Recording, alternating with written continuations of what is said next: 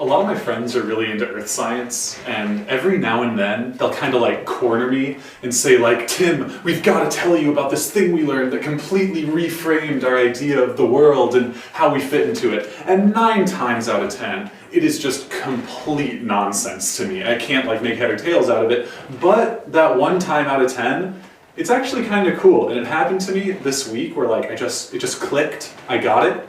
They were talking about like early human evolution, and you can't see it, but there's like 2 priests just off screen, and they're like giving me one of these and putting on their holy brass knuckles, so I've got to really drag this set out. But anyway, we were talking about how like there used to be a bunch of different like almost human species all around at once. And it's really crazy that like only one of them developed like advanced communication, written speech, self-awareness, things like that. And the rest of them just went and like founded Boston. I don't even have a reason to hate Boston. I've just got, like, I'm not from New York, but I've got an anthropological interest in this uniquely brain-poisoned part of the world. I was in a class with those same earth science friends, and they showed us a really weird documentary where the topic of it was fine. It was just about like glaciers, but the way it was presented, there was something off about it. Even the guy was normal. He's that usual like breathless National Geographic type where he's like, in all my 20 years of studying this, I never failed to be amazed. But then it started getting weird. He was getting really up close and personal with the glacier and like caressing it and saying things like, every time I'm here, I'm just overcome with the physical spectacle. And oh my God, he wanted to fuck the ice.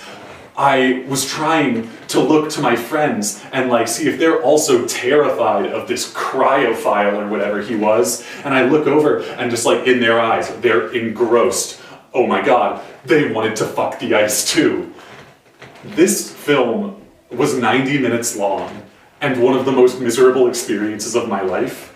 And now anytime some geomajor is talking about a certain landscape that they feel very connected to, it just really puts me on edge. I'm getting to that time of the year when I really want to start celebrating Christmas way too early.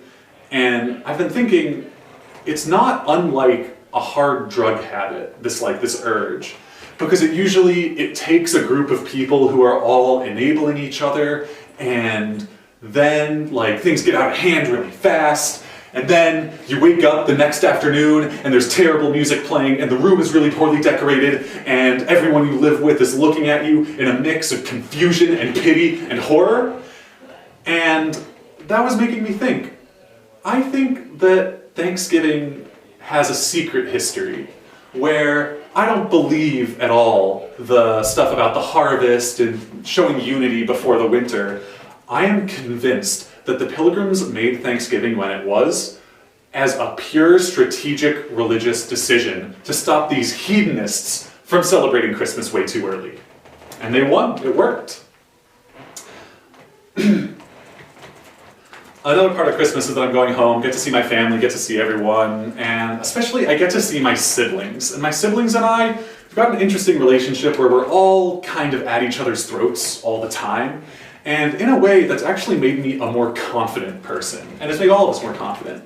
Because like, I don't need to like look in the mirror and worry about how I look before I go outside.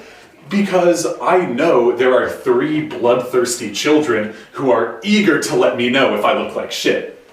And that made adjusting to like moving out, going to college, etc. That was a really tough adjustment for me because I would never like look in the mirror or like pay attention to myself. And there were definitely a few times, like my first few weeks here, where I would strut out a good hue and think like, wow, these people on the sidewalk are really looking at me. They're kind of giving me some eyeballs. I must look good as hell. That was not the case, but it was a learning experience for sure. Another thing about me and my siblings' relationship is that it's made me a really trusting person in that like I always believe that people will be very honest with me. And this excessive trust has bled over into completely unrelated parts of my life. A really good example of it is, it was like, again, early freshman year, I'm going to downtown Northfield, I'm looking for some cute little study spot, and there's all the coffee shops and everything, but on my right, I see a really run-down green awning with the words, Quality Bakery. And so there was never any contest where I was going. It had to be there. It's in the name. It's in the name. There's no better bakery. And so it's been my go-to place to study until recently when I was alerted of the existence in Cannon Falls of High Quality Bakery, and so now I'm a commuter. The other thing is that I think Quality Bakery is like a really special, unpretentious Northfield business. I feel like a lot of the places in Northfield are like on the edge of getting that West Coast disease where every store is just named two nouns. Like eventually Hogan Brothers is gonna be like Bun and Leaf, and Blue Monday is gonna be like Oven and Cup, and Froggy's will be Spilled Rum and Sweat. But that would never, never happen to Quality Bakery.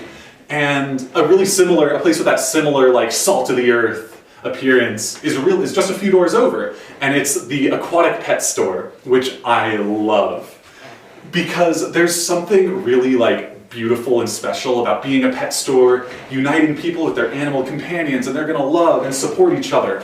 And all of that credibility just evaporates the moment you decide that you're only gonna sell fish. It's like throwing up your hands and saying like, you know what? I'm gonna make my living selling betta fish to college students, and they're all gonna die after 5 weeks, and that's okay. The fish are gonna die, not the students. Don't know if I would have had to clarify that 9 months ago, but here we are. Every time I talk about the fish store, it's always like in the back of my brain, and every time I talk about it, I get a little closer to like finally buying a fish. And I could definitely make an excuse for myself. And I think this week pushed me over the edge. I've got to do it. I need a little treat. I'll get a fish. We'll have a loving relationship. And I can even it's not that bad. I'll call it an early Christmas present to myself. And now I need all of my friends and loved ones to do a wellness check on me in about 12 hours because I cannot lose another week to a Christmas bender. Thank you, everyone.